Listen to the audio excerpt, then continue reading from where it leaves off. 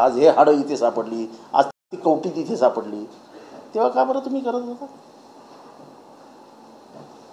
इतकी निर्घुण हत्या झाल्यानंतर तुम्हाला का लपवावंसं वाटतंय? वाल्मिक कराड नसेल तर येऊन सांगा महाराष्ट्राला वाल्मिक कराड नाही त्याच्यात, पण लपवता कशाला? लोकांना अंधारात का ठेवताय? हे कुटुंबीय जातात. मी सांगतो, या कुटुंबियांसमोर एक इन्स्पेक्टर बोलला वाल्मिक कराडला काय होऊच शकत.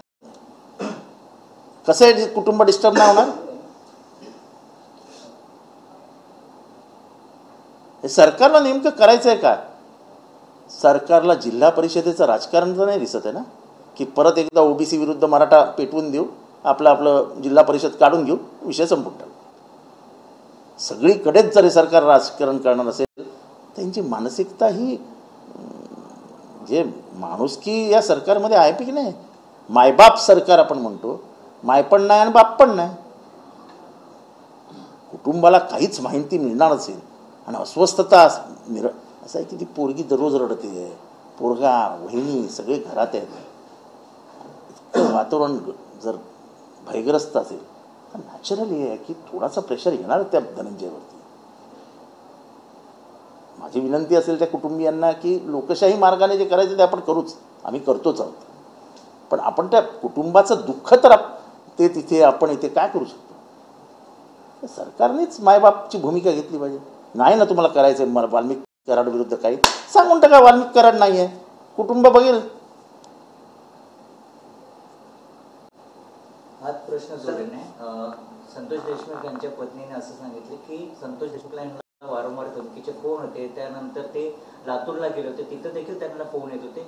ह्यावर धमकीचे फोन त्यांना कोणाचे येत होते? नाही, आता कुटुंबियांनी सांगावं ना ओपनली, कुटुंबियांनी ओपनली सांगावं.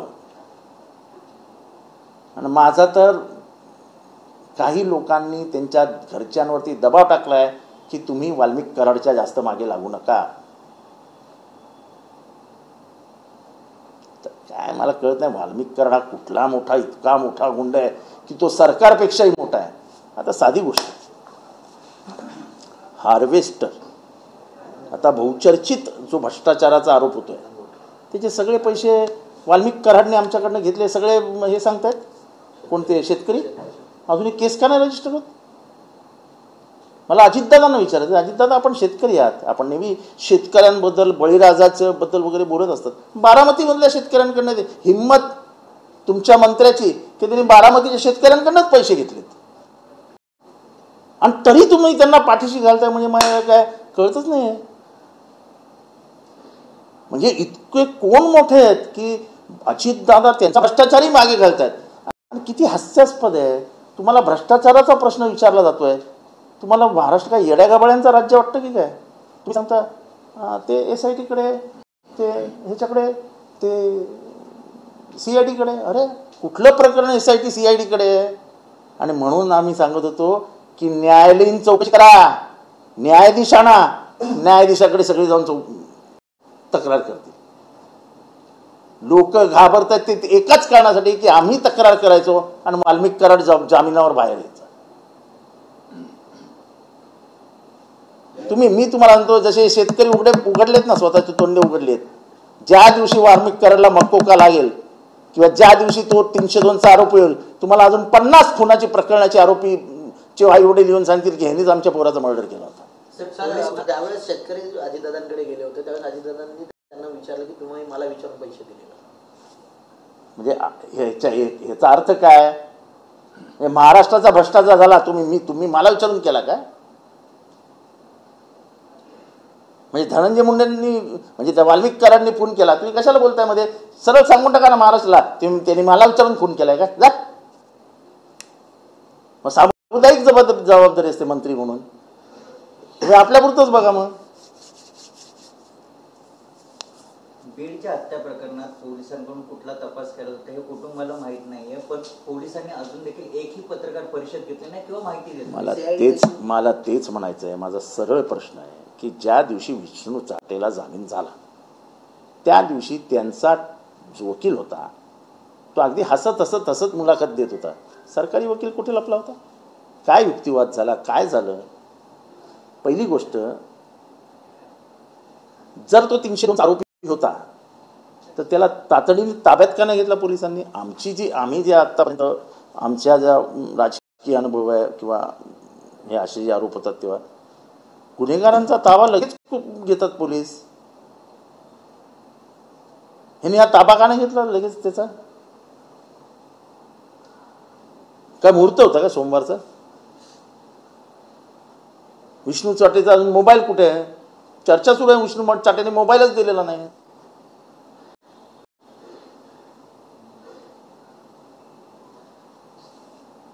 ते जिथे जिथे राहिले तिथे तिथे पोलीस गेलेलेच नाही आहेत. तो कोण, तो मोराळे, त्याला रस्त्यात भेटले कोणते वाल्मिक कराड साहेब आणि ते म्हणाले अण्णा तुम्ही छोट्या गाडीत चालले. अरे ती गाडी कोणाची? तो चालवत कोण होता? ह्याचा काही मागमूस? वाल्मिक कराड जर अक्कलकोटला आला होता तो कुठे होता? त्याचे पैसे कोणी भरले? काय म्हणजे महाराष्ट्राला काही कळूच द्यायचं नाही. आणि ह्याच मोराळीची गाडी अजितदादांच्या ताफ्यात होती. त्या मोराळीला हसू येतं, अण्णा तुम्ही लहान गाडीत, लय मोठ्या गाडीत. अरे इतकं सगळं सोपं झालं. आमच्यावर केसेस, म्हणजे उदाहरण देतो, माझ्यावर केस पडली तो पोलीस आमच्या मागे असे करत लागतात. ना ते FIR झाला तुमच्यावर, यांच्या वाल्मिक कराडमध्ये वर FIR झाला, का नाही त्याचा हे ओपन आउट करत? आमच्यावर करताना बरं वाटतं ना. आम्ही काय म्हणत नाही त्याच्यावर करा, नसेल तर नाही सांगा ना महाराष्ट्राला. तेवढी तर हिंमत ठेवा की त्याच्या विरुद्ध कुठलाही पुरावा आमच्याकडे नाही.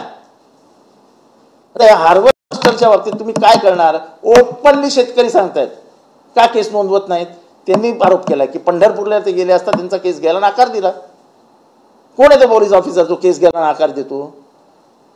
FIR is a compulsion on the police officers.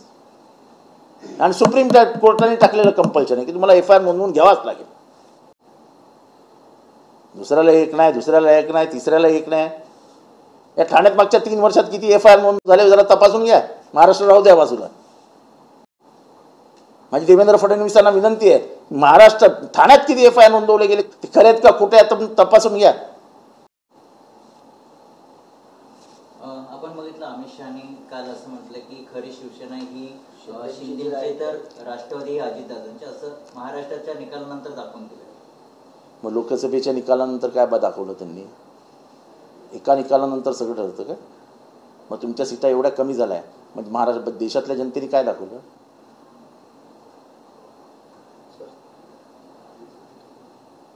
ते असं सुद्धा म्हणाल की शरद पवारांच्या दगाफटक्याला राजकारणाला महाराष्ट्राने 20 फूट जमिनीत गाडलं. करंगली तुमच्याच साहेबांनी त्यांची पकडली होती.